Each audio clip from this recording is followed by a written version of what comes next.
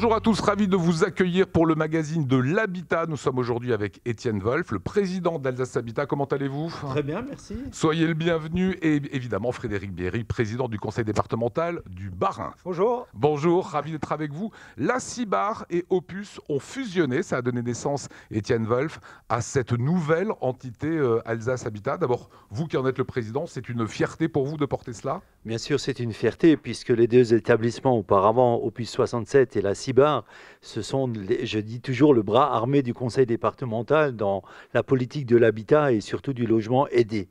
Et donc de les voir fusionner parce que la loi Elan nous l'a imposé, puisque aucun établissement de moins de 12 000 logements pouvait continuer à exister. Donc nous avons décidé de fusionner Opus 67 et la Cibar. Alors comme on aime bien les symboles, dans le symbole de Alsace Habitat, il y a aujourd'hui une cigogne.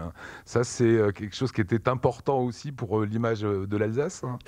Bien sûr, la cigogne représente quand même l'Alsace, entre autres, mais on y a tenu. Alors, c'est une jeune étudiante, vous avez fait un pari comme ça de confier cela à une jeune étudiante qui a imaginé tout simplement ce logo, reportage de Fanny Kunz.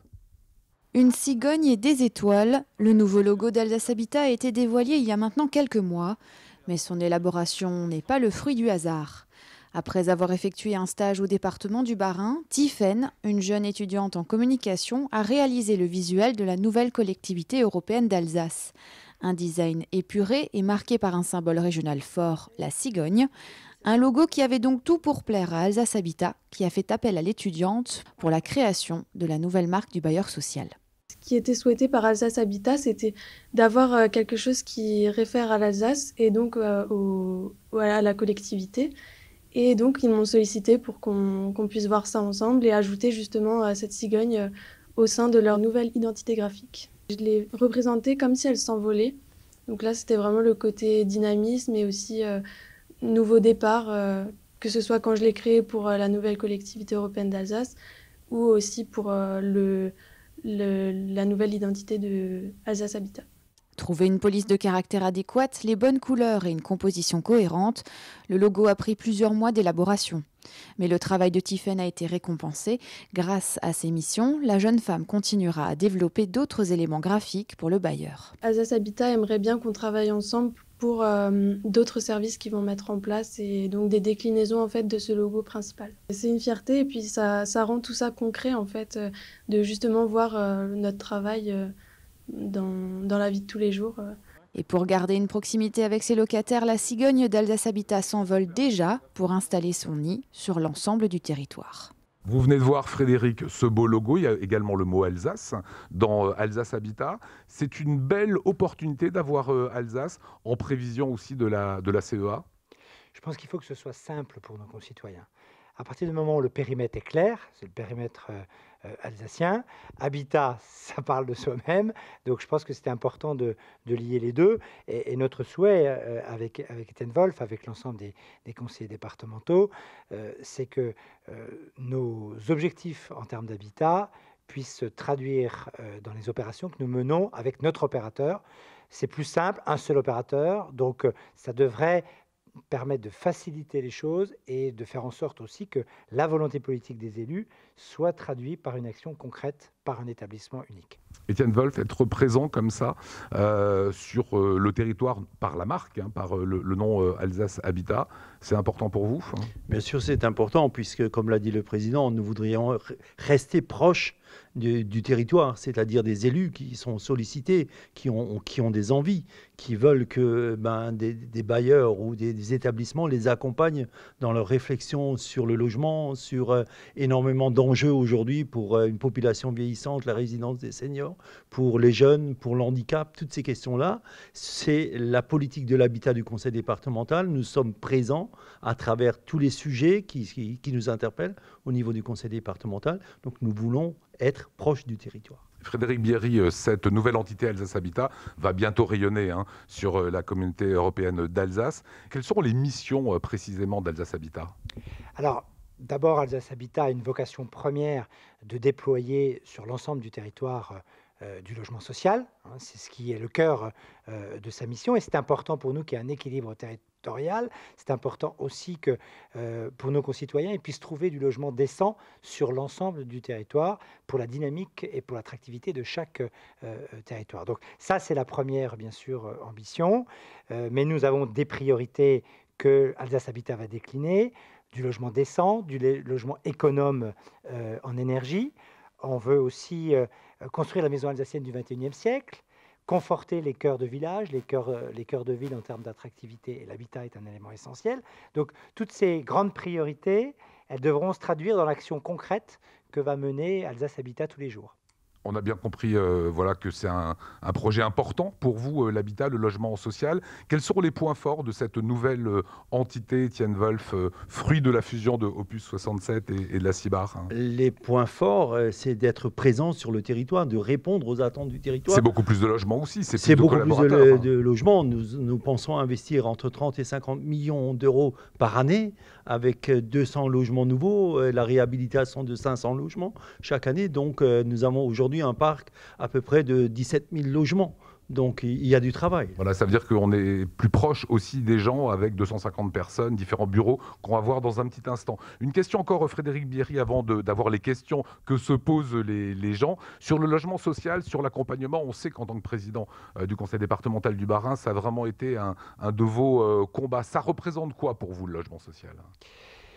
C'est d'abord la garantie d'un logement pour tous.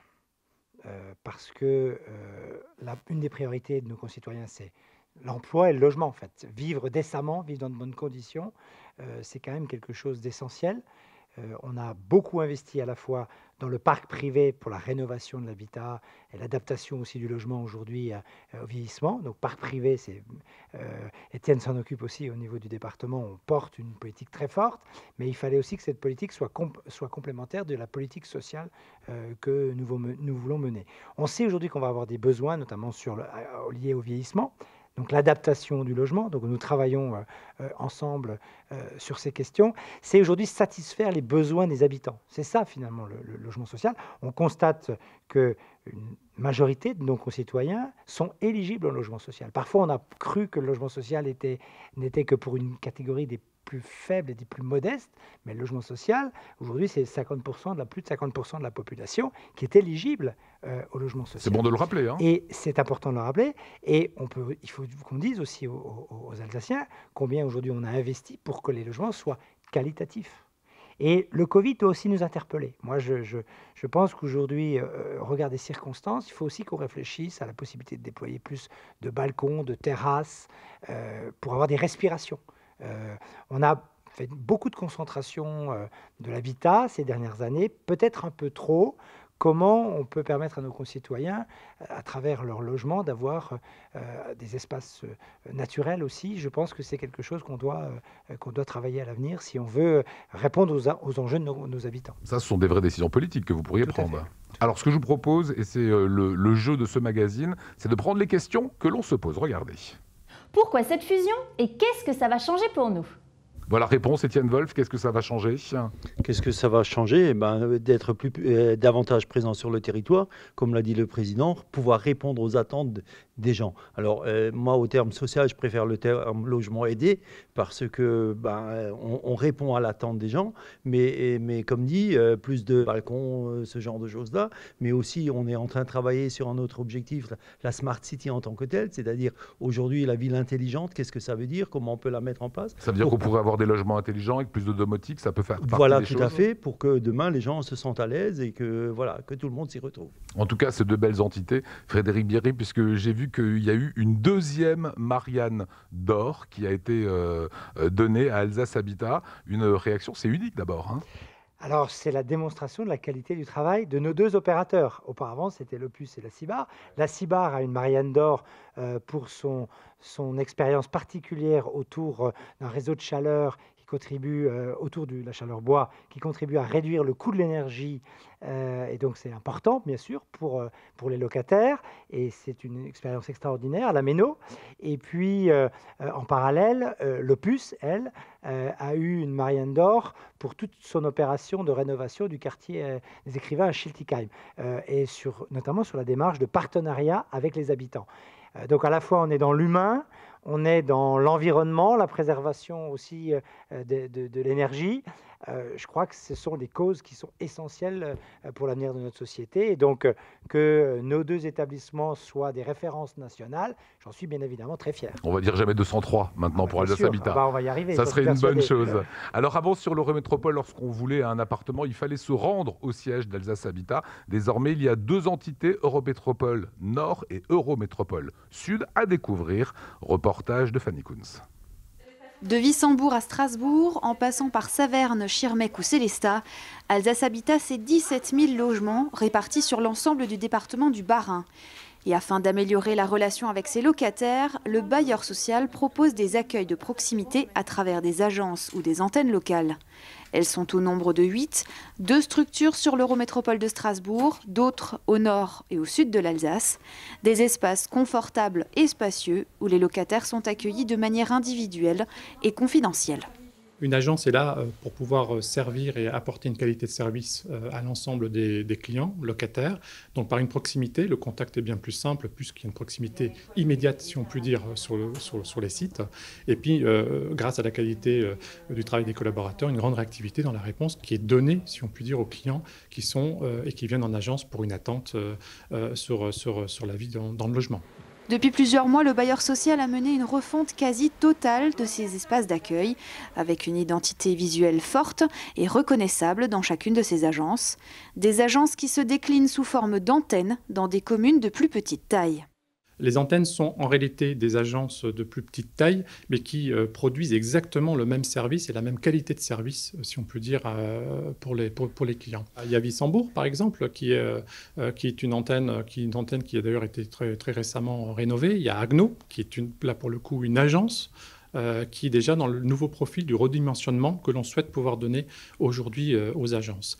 Alors, qui est en agence, qui est en antenne? On a les chargés de clientèle qui sont présents, référents, si on peut dire, sur toutes les problématiques que peut connaître le client dans son logement. Et puis, évidemment, sur tout dysfonctionnement technique, on a des gestionnaires techniques et des techniciens de proximité qui vont pouvoir répondre à l'intégralité des questions que peuvent se poser les clients. Sur 250 salariés d'Alsace Habitat, 160 sont dédiés à la proximité directe avec la clientèle. Plus de la moitié des effectifs sont donc au contact des locataires quotidiennement, de quoi renforcer sa qualité de service. Voilà Étienne Wolf, on vient de voir ces nouvelles entités pour plus de proximité. Aujourd'hui, vous avez des agences essentiellement dans le Bas-Rhin. Forcément, la question que je me pose, puisque le 1er janvier 2021, c'est quand même dans pas très longtemps, est-ce qu'il y aura à terme des agences dans le Haut-Rhin ? Vous savez que le Haut-Rhin a ses agences, comme nous, le département a ses agences. Donc, on va voir au fur et à mesure comment on peut travailler ensemble. Mais au départ, maintenant, parce que le Haut-Rhin a encore cette démarche à faire, c'est-à-dire de fusionner ces entités, ces établissements qui existent. Une fois que ça sera fait, dans le cadre de la CEA, on va voir comment travailler ensemble sur le territoire. Voilà, mais si vous êtes qualitatif, si vous avez des projets, comme disait le président Bierry, pourquoi ne pas ouvrir des agences dans le Haut-Rhin ? On verra ça avec nos partenaires. Voilà, ça sera évidemment à suivre. Je vous propose de prendre une autre question que l'on se pose. Vous qui défendez le logement social, Alsace Habitat aura-t-elle plus de poids dans les décisions territoriales sur le logement? Voilà une question plutôt claire. Frédéric Bierry, qu'est-ce que vous répondez ? On a fait le constat ces dernières années qu'on a renforcé plutôt le logement sur les secteurs très urbains. C'était nécessaire, il y avait un déficit de logement et des véritables besoins. Aujourd'hui, notre ambition, c'est d'être dans une démarche plus équilibrée sur l'ensemble du territoire en termes de construction. Vous savez, l'attractivité naturelle de Strasbourg fait que c'est assez facile de faire le choix de construire. C'est plus compliqué parfois dans la ruralité parce qu'il faut trouver le modèle économique qui convient. Eh bien, nous avons fixé comme priorité à Alsace Habitat de couvrir l'ensemble du territoire et de travailler encore plus fortement avec les communes, pour faire en sorte que les projets qui soient portés par les élus, qui répondent aux attentes de leurs concitoyens, nous puissions les accompagner. Et c'est ça, en fait, qui nous semble très important en termes d'aménagement du territoire, qu'on construise intelligemment les choses. Et comme dit mon ami Étienne, il faut qu'on lie logement, mobilité et emploi pour que tout ça soit cohérent. Et en environnement, des commerces autour, etc. Comment c'est perçu par les maires quand vous allez dans des petites communes? On a bien compris, Étienne Wolf, dans les villes, ça marche bien, c'est facile. Quand vous allez dans des plus petites communes en leur disant, voilà, on souhaiterait installer des logements sociaux, fabriquer, construire, c'est perçu comment? Alors, l'image du logement locatif aidé a évolué très positivement. C'est vrai que moi, j'ai connu une période, il y a une vingtaine d'années, où on parlait de logement social et il y avait une stigmatisation du logement. Quand on voit les images là avec ces logements que vous faites, voilà, c'est franchement, qualitatif. Aujourd'hui, on ne voit plus la différence entre un logement privé classique et un logement social. En termes de qualité de prestation, les choses ont beaucoup évolué très positivement. Et donc aujourd'hui, on a une écoute et une approche en lien avec les élus locaux qui est bien meilleure qu'il y a une vingtaine d'années. Donc aujourd'hui, la plupart des maires sont demandeurs. Et parfois ils sont un peu tristes quand le modèle économique ne fonctionne pas et que la réalisation de logement ne peut pas se faire. Donc notre ambition, c'est de co-construire avec les territoires une capacité à avoir une construction de logements équilibrée sur l'ensemble du territoire. Vivre à la campagne dans un beau logement, en gros, c'est ça, l'idée. Exactement. Alors aussi en ville, hein, mais à condition d'avoir une qualité de vie. Et pouvoir garder nos jeunes sur place. Et pouvoir garder les jeunes sur place. Ce que je vous propose, Étienne, c'est de prendre une nouvelle question. On écoute. Sur le terrain, quelles sont vos ambitions et vos objectifs? Voilà, question, ambition, objectif. Qu'est-ce que vous nous dites ? C'est de pouvoir répondre à toutes les attentes sur le territoire. Alors, comme l'a dit le président, ce qui est vrai, je dirais, au niveau des territoires, ce qui est vrai au niveau de l'habitat sur, allez, je veux prendre ma commune Brumat, n'est pas vrai à Wissembourg, n'est pas vrai à Schirmeck, n'est pas. Donc, il faut s'adapter au territoire. Et c'est ça la proximité qu'on veut avoir avec les élus pour, avec eux, réfléchir et pouvoir répondre aux attentes du territoire. Alors, il y a le côté économique, certes, mais il y a aussi nos jeunes. Nos jeunes, si nous voulons les garder sur notre territoire, il faut qu'on leur propose des logements qui répondent à leurs attentes, surtout attentes financières au départ aussi, parce qu'ils n'ont pas toujours les moyens pour rester sur le territoire, d'avoir des logements adaptés à leur porte-monnaie, j'allais dire. Et avec de l'attractivité, comme disait Frédéric Bierry, un petit balcon, une petite terrasse, un petit espace extérieur, c'est ce qu'a révélé le Covid aussi. Un dernier mot sur vos équipes, c'est 250 personnes. Qu'est-ce qu'on peut dire? Vous devenez un peu un poids lourd maintenant quand même, non? C'est la loi Elan qui l'a demandé, mais je pense que ça ne nous fait pas peur. Hein. Je pense qu'on a fait quand même, en préparation de cette fusion, pas mal de réunions de travail avec les gens de Opus, avec les gens de la CIBAR, pour tout juste se préparer à tout cela. Quand il y a une fusion, on bouscule un peu les gens, on bouscule les habitudes, et après il faut s'adapter de nouveau. Mais je pense qu'aujourd'hui c'est bien parti, les gens sont ravis, on peut avancer. Ce sera ma dernière question, Frédéric Bierry. Alsace Habitat, aujourd'hui, c'est 250 personnes, des hommes et des femmes. C'est un grand changement de vie également pour eux. Qu'est-ce que ça va changer concrètement pour eux de rentrer dans une entité unique, hein? Ce que nous espérons, c'est qu'ils s'enrichissent mutuellement de leurs expériences. Parce qu'on l'avait bien vu, hein, dans le mode de fonctionnement de l'Opus ou dans le mode de fonctionnement de la CIBAR, il y avait des diversités. Et c'est comme quand on réunit le Haut-Rhin et le Bas-Rhin. Il y a un potentiel d'intelligence dans le Haut-Rhin, un potentiel d'intelligence dans le Bas-Rhin. On essaie de s'enrichir des intelligences. Et ce que j'espère là, sur ce projet-là, c'est que les équipes prennent la valeur ajoutée de chacun pour construire un opérateur qui soit encore plus adapté aux réalités des besoins de nos concitoyens, dans une proximité toujours plus forte par rapport aux habitants, aux locataires. Le lien, pour moi, entre le bailleur et le locataire est essentiel.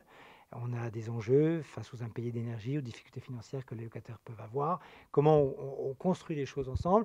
Comment aussi nos concitoyens respectent les logements qui leur sont mis à disposition. On a une vraie qualité de logement aujourd'hui. C'est important que sur la durée, ces équipements, ces logements de qualité soient préservés et pour qu'ils soient toujours aussi attractifs. Merci beaucoup Frédéric Bierry. Merci beaucoup. Merci Étienne Wolf. Bonne route à Merci. Alsace Habitat. Quant à nous, on se retrouve la semaine prochaine.